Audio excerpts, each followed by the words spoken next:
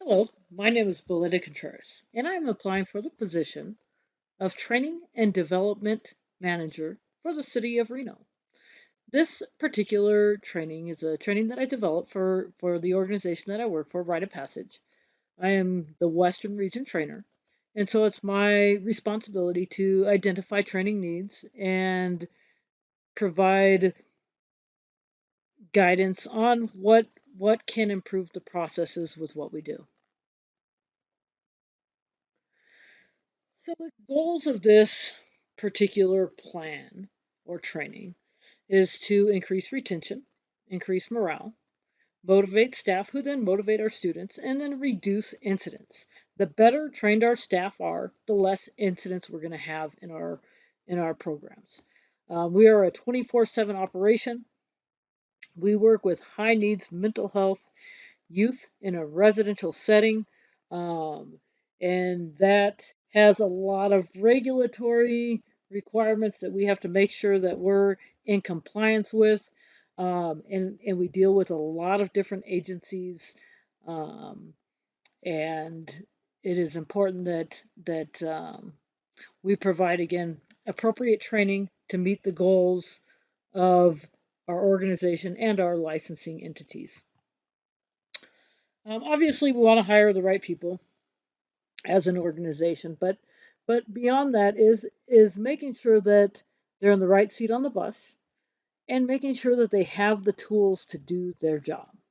Um, Many times we get caught up in the quote unquote rat race where we have to get somebody on the floor, we have to get somebody on the floor, and they don't get the training that they need. And so the purpose of this proposal was to provide a support structure at the various sites so that new people coming in have the support they need, they get the training that they need, and they stay with us um, for a longer period of time. Of course, we want to develop them and follow up. This particular slide talks about the requirements of the individuals who would be selected for the training. Um, Ideally, it would be a senior coach or somebody with the ability to train other people, with the desire and the want to be that support structure at their site for these new people coming in. What happens a lot of times is this new person is hired and they're just placed in a dorm or placed in a house, and it's kind of a random assignment where that need is, and sometimes they don't get the training that they need. So this was designed to try to mitigate that and provide a structure for a new person to get that required training and support when they're hired with our organization. The primary goal of this training summit is to build and grow existing staff. This is accomplished by teaching them to effectively train a new coach to execute the Tech 22. The Tech 22 is our policies and procedures manual for our group living staff. This is primarily designed for our coach counselors, line level staff that work with these high needs, very challenging youth. Get their buy in, create a positive support structure, and help them to overcome the challenges of working as a new coach for Rite of Passage. Um, it, Most of the time, our new coaches are brand new, out of college individuals in the social services field. And so this is their first real job. This is their first job working in the population that we work with. And there's a lot of challenges that they face in that process. And if we don't have the support in place for them to meet those challenges, they will leave. So breakdown for this training summit proposal: teaching training strategies um, to those new coaches. So basically, we're teaching people how to teach, how to train these new people coming in. Methodical instruction of the Tech 22 policies and procedures. So we're not teaching the policies and procedures, we're teaching how to teach the policies and procedures. So really deliberate examples. How do they handle different situations? How can they convey the concept of X or the concept of Y? And understanding the why. Why do we do what we do? Um, Helping them understand those best practices. Uh, we didn't just overnight learn how to work with kids. We've developed it over a period of time. And the more they understand the why of what we do, the more effective they are because they no longer question it. They're like, oh, okay, that makes sense. I understand why we're doing that. Graduated expectations and workload. So as they become more competent, then that workload increases so that they can stair step and build and learn these new skills as they're progressing in their 90 days.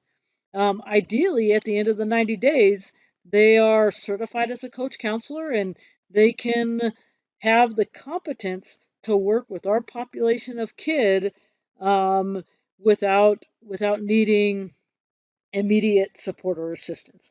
Not that they're not going to have that support or assistance nearby, but they'll feel confident in their skills that they can deal with most situations that arise with our population. Discuss and train criteria for signing off each area. So there are certain on the job qualifications that each new coach counselor has to be signed off on.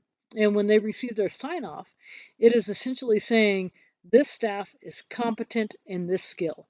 And so part of this training process is what things do you look for before you sign that coach off? Before you say, yes, I am certifying that they are competent in this area. And then part of that training plan is teaching them different methods and techniques with working with more challenging staff. Because everybody is at a different level when they come into rite of passage, and they might and everybody's personality is different and every employee is a little bit different. So teaching them multiple skills and tools to work with that. Um, One of the things that our coach counselors are required to do is they train positive skill development groups. That's essentially a treatment group at the coach counselor level. Um, and so, how do they train their coaches in how to do positive skill development groups? How do they train their coaches in understanding group dynamics and understanding how different kids interact with each other and how to observe those dynamics going on and intervene when things are starting to escalate? Um, Teaching appropriate boundaries. Boundaries are important in our field, and many staff don't understand the importance of those boundaries and how to instill those boundaries with the youth. And I think one of the big pieces is creating an environment of acceptance. When a new staff comes into our organization, it takes a while for the youth to build trust with that individual because our youth have had a lot of trauma and a lot of times they respond negatively to new people coming in their environment.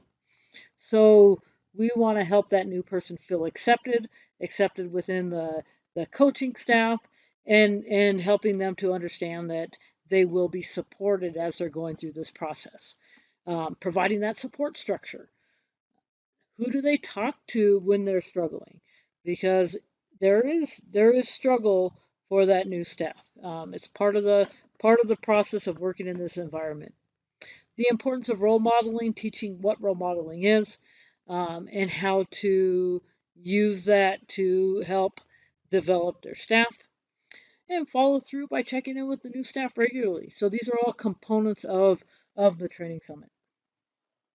Once they have completed that training, the training summit it was proposed as a three day training.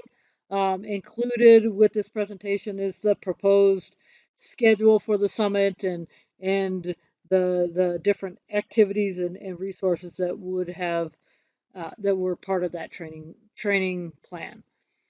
Um, so at the conclusion of the training summit, that staff is certified as an on-the-job trainer. Once they are out in the world working, um, and they get their first new trainee and they help that trainee get past their 90 days and pass their Tech 22 test and all their sign-offs, then that on-the-job trainer earns a 2% pay increase as that certified person. Um, Monthly conference calls to discuss what's working, what needs to improve, what support do they need, um, and so to provide that check-in. So not only are we providing a structure for the new staff coming in, but we're also providing that support structure for the staff that are designated as that on-the-job trainer. Provide an incentive for those certified on-the-job trainers of staff that have been trained and mentored by them and complete their first year at ROP. So some sort of an incentive process built in, so we get buy-in not only from the individuals that are designated as on-the-job trainers, but for their trainees as well, so they feel supported in that whole process. What gets measured gets done. This is, an important component of everything that we do. Training needs to be a priority. Uh, we have now, as we've I developed this training quite a while ago, but uh, but all of this is still absolutely relevant today. We have transitioned a lot of training to an online or learning management system, which I've been a primary developer of that process. Um, and so that the online LMS is part of that is to provide all the regulatory stuff, um, that doesn't necessarily need to be taught in a classroom. However, with that being said, there is still an absolute relevance for classroom training when it comes to especially working with our population of kid.